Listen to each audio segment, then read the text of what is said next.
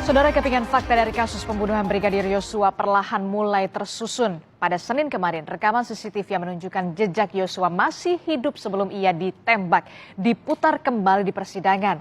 Rekaman CCTV yang hampir saja dihilangkan oleh Ferdy Sambo dan para terdakwa obstruction of justice karena jadi bukti penting dari tindakan kejahatan menghilangkan nyawa manusia. Kita simak saudara, berdasarkan rekaman CCTV dari Pos Satpam Kompleks Duren 3, ada dua rombongan mobil yang bergerak menuju TKP Rumah Dinas Duren 3 pada 8 Juli yang lalu. Rombongan pertama saudara adalah di mobil Lexus hitam yang membawa Putri Chandrawati, korban Yosua Huta Barat, ada juga terdakwa Ricky Rizal, Kuat Ma'ruf dan juga Richard Eliezer. Disusul kemudian dengan mobil yang membawa Ferdy Sambo. Saat itu tujuan rombongan ini ke Duren 3 adalah dalam rangka isolasi mandiri setelah dari Magelang. Isolasi mandiri yang ternyata adalah modus untuk membawa Yosua ke TKP Duren 3 untuk dieksekusi.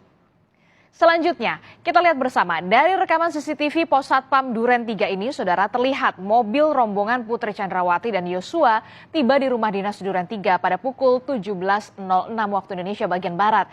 Terlihat, saudara, Yosua dengan kaos putih keluar dari mobil dan tampak berkoordinasi dengan ART Dirianto.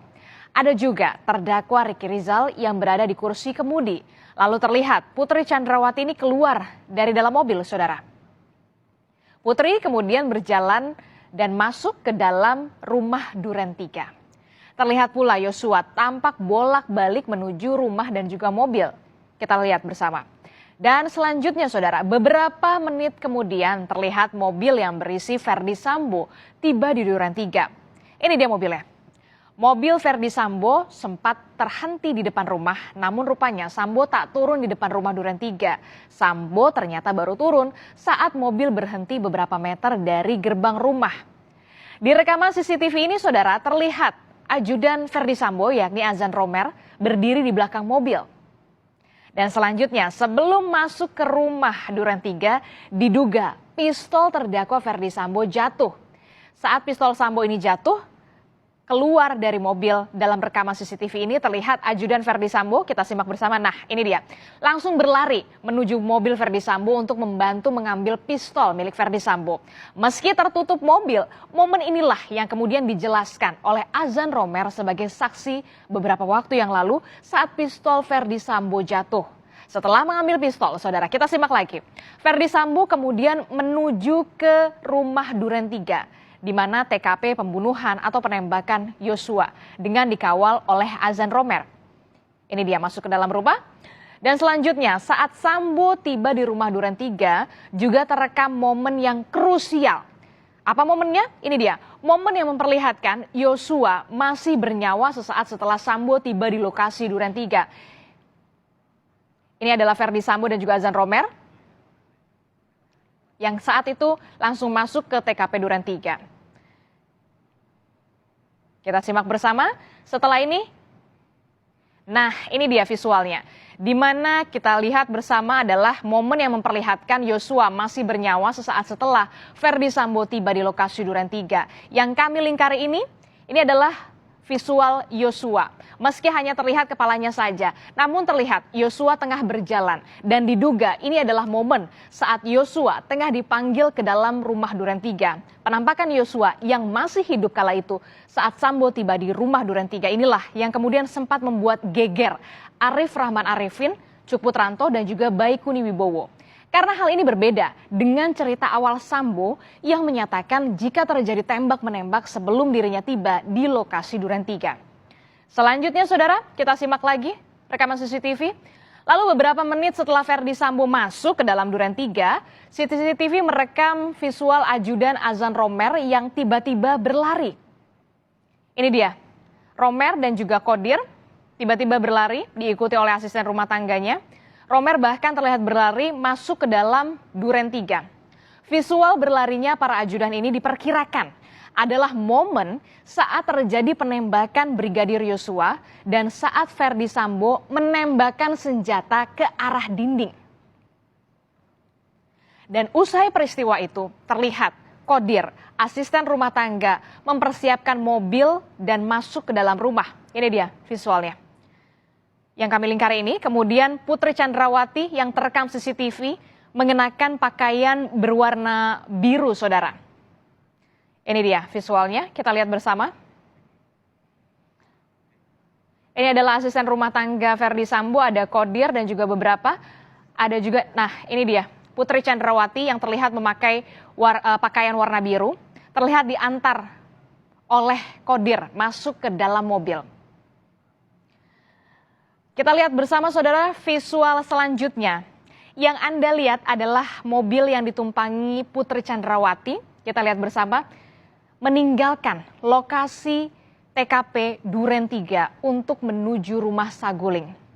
Peristiwa ini saudara terjadi usai penembakan terhadap Brigadir Yosua pada 8 Juli 2022. Sementara mengenai tembakan asisten rumah tangga Sambo, Diryanto alias Kodir, mengaku mendengar lebih dari 3 kali letusan saat penembakan Yosua. Namun saudara, Kodir takut untuk mengecek situasi karena melihat Azan Romer dan juga Yogi yang panik kala itu. Mendengar suara tembakan? Mendengar yang mulia. Dari mana saudara mendengar?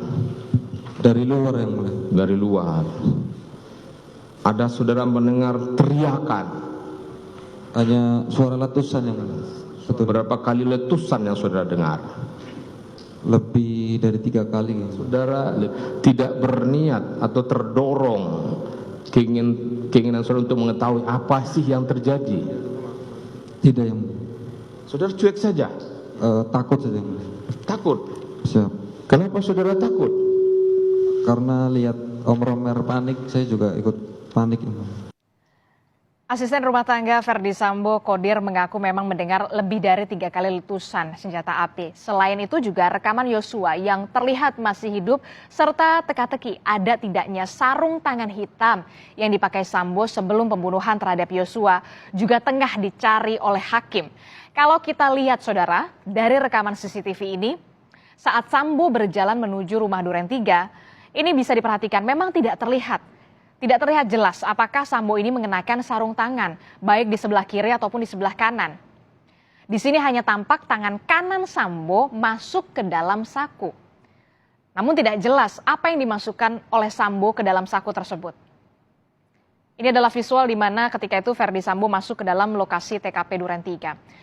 Dan selanjutnya, tim kuasa hukum terdakwa Verdi Sambo bahkan meminta untuk memutar rekaman CCTV saat berada di rumah saguling. Karena menurut dakwaan sempat disebut jika Sambo ini telah memakai sarung tangan sejak di rumah saguling. Nah, kita lihat bersama, ini dia visualnya. Namun ternyata, lagi-lagi, rekaman CCTV ini tidak jelas menggambarkan tangan Verdi Sambo apakah mengenakan sarung tangan hitam baik di sebelah kanan ataupun di sebelah kiri. Itu tidak nampak.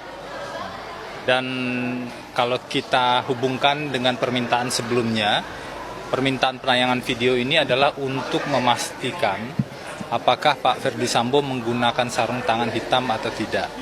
Nah, tadi sama-sama kita lihat tidak ada penggunaan sarung tangan hitam. Sementara penyidik dari Polres Metro Jakarta Selatan menemukan ada 4 kejanggalan saat melakukan identifikasi dan juga olah TKP dari lokasi penembakan Yosua. Yang pertama, saudara, penyidik tidak menemukan luka pada tubuh Eliezer, ditambah pula tidak ditemukan tetesan darah yang memperkuat jika ada peristiwa tembak-menembak pada saat itu. Tidak adanya ponsel dan juga dompet milik Yosua juga dianggap janggal oleh penyidik, serta posisi pistol Yosua yang berada di tangan kiri Yosua. Padahal diketahui selama ini Yosua ini tidak kidal. Terkait masalah identitas tidak ada juga yang mulia. Kemudian yang kedua terkait posisi senjata HS yang informasinya saat itu adalah milik Joshua. Berada di posisi sebelah kiri. Kami tanyakan kepada rekan-rekan ajudan bahwa yang bersangkutan ternyata tidak kidal. Richard menembakkan pertama kali dan langsung mengenai bagian dada. Sampai akhirnya almarhum Joshua tetap melakukan tembakan ke arah Richard. Itu almarhum berjalan yang mulia. Sambil berjalan sambil menembakkan. Menurut pemahaman kami ketika proses berjalan tersebut, ketika dia sudah mengenai